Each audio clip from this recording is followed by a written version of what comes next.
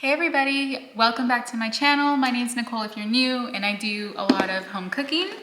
So for today's dinner, I'm super excited because I'm gonna be making a dish that I haven't made in a while, but we love it. Super simple, super easy, chicken adobo. Now this, if you've never had chicken adobo, it's a Filipino dish, very flavorful. But today I'm gonna do sort of a higher protein, sugar-free version. Now I know not everybody puts sugar in their adobo. There's a lot of different variations, but that's the best part about making it at home is you just put whatever you like. So I already have my chicken marinated and set out. I'm gonna take you back to earlier, super early this morning, to how I made the marinade real quick, just so you can see everything that we put in here. Okay, so I have white vinegar. I'm gonna add 20 grams right into my dish. That went a little over, but that's okay. We're also gonna do 80 grams of soy sauce. I'm using low sodium. And for the sweetness, I'm also gonna add some sugar-free syrup. We're gonna do about 70 grams in here, and this is just some pancake syrup. It works fine. And I just cut up about 10 garlic cloves. I'm also gonna do about 40 or 50 grams of just some water. I have some dried bay leaves. I'll add maybe 3 whole ones, that would be. A little bit of black pepper. Give this a mix. Now I'm gonna add my chicken straight in here. And I'll let this sit in the marinade and kind of move it around every couple hours. All right, now that you're back, I already have my pan heating up on the stove with just a little bit of avocado oil. Now the original recipe for this chicken, and I'll go ahead and tag the link below if you're interested, but per serving, it's about 154 calories with 25 grams of protein, which is huge. So we're gonna go ahead and get this searing up on the stove. All right, so I'll add my chicken thighs.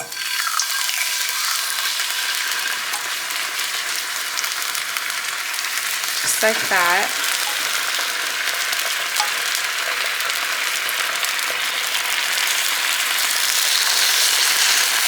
And I'm gonna leave the marinade in here and reserve it. And we'll add it later once these are seared on both sides. Okay, now I also just started a batch of white rice. I like to have plain white rice with my chicken adobo, but I am making it into protein rice. So really simple way that I do that is I take my white rice and instead of cooking it in just water, I have said this before on my channel, but I cook mine in bone broth. Today I'm doing chicken bone broth, and that's because it's much higher protein for the little amount of calories that are in bone broth. Plus, it adds a lot more flavor than just water. So you can go ahead and cook your rice on the stove, but I have a rice cooker. And my rice is just about done now. I'll take it off just to show you. And I'm just gonna keep this on warm until our chicken is ready. But super, super easy to do. Replace the exact same amount of water with your bone broth and you have a higher protein rice and a little bit more flavorful. So we'll keep this warm for now. All right, it's been a couple minutes. Now I want to give these a flip.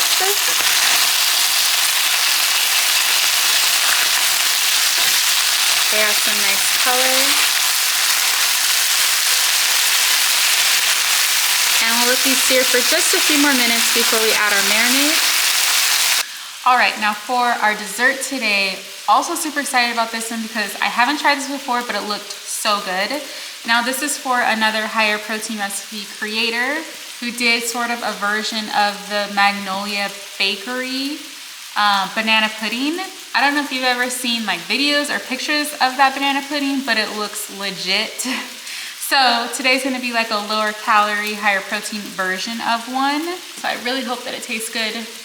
But I'm only gonna be making 1 serving just in case we don't love it. We'll see how it goes. So how we make it higher protein, and I'll link the recipe for this one down below too, is that I'm gonna use my plain non-fat Greek yogurt. for protein. And then for the banana pudding, we are gonna use the sugar-free version of Jell-O. I mean the zero sugar version of the Jell-O banana cream. It's just lower calories, so that'll help out a bit.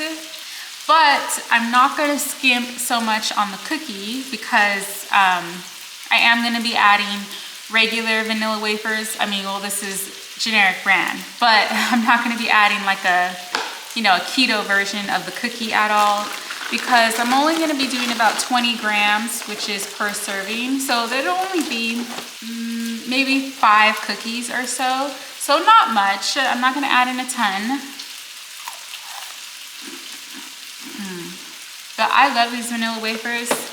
I grew up with these in my house.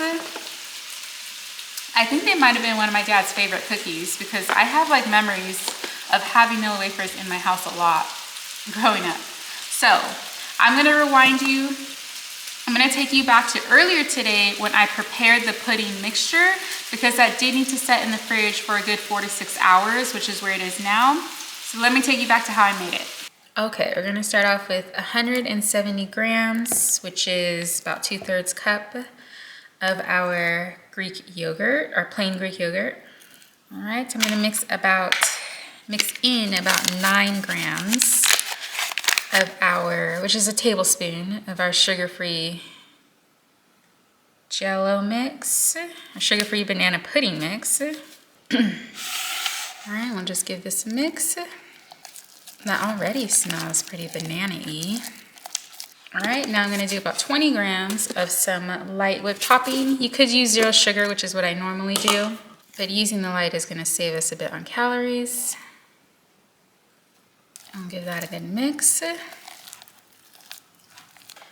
Okay, now per serving, I do about 20 grams of vanilla wafers. So I'll cut it short right now because these I want to add into my pudding. And then I'll reserve a couple more for the topping. And same with my bananas. Instead of adding that in right now, so I'm not sure if they'll turn color or not, I'm just gonna add in the cookies for now. All right, so this looks good. Now I'm just gonna cover this up and then put this in the fridge for about 2 to 6 hours before we serve this up. And that's done, so easy. All right, our chicken is looking good. So this is about the point where I wanna add in, I'm gonna turn it to medium low. I wanna add in the rest of my marinade. Smells really good too. And I'm gonna get this to start simmering in here, and I'm gonna cover it and just let it reduce down and let the chicken cook in this until it becomes a little thicker from reducing. So we'll get that started. All right, it has been just a few minutes. You can see our sauce is bubbling up. So I just wanna give my chicken one more flip and check on our consistency. It's getting a little bit thicker, but I definitely want to keep working it, reduce down some more. It smells really good though.